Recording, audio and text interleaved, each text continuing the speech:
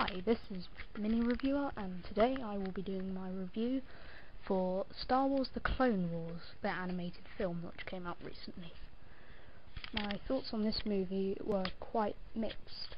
For example, I liked the way that Christopher Lee and Samuel L. Jackson, members of the original voice cast, returned for their roles, yet many of the other parts were unfortunately left with different voice actors which didn't sound anything like the original characters.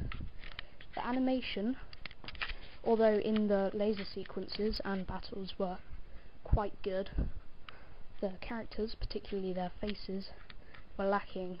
Some of them were quite emotionless, whereas others just looked unrealistic, although George Lucas has commented that he wanted the film to look different from, say, Pixar movies, but it looked a bit inferior in my opinion.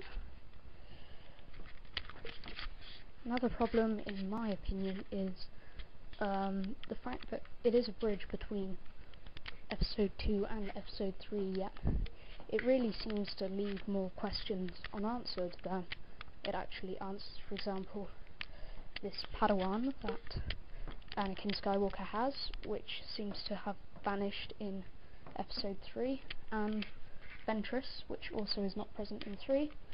I'm guessing this is included in the TV series because I haven't actually watched that. But in some ways it just seems to be them trying to get a sequel and get more money out of us for making 2 films of one thing. However, I don't wish to sound overly critical. There were some scenes which I thought were very good, particularly one involving a few AT-ATs going up the side of the mountain and shooting at each other. I thought that was quite good, well animated, and although it doesn't really answer many of the big questions surrounding the whole time, it does seem to wrap up its story in some ways quite well.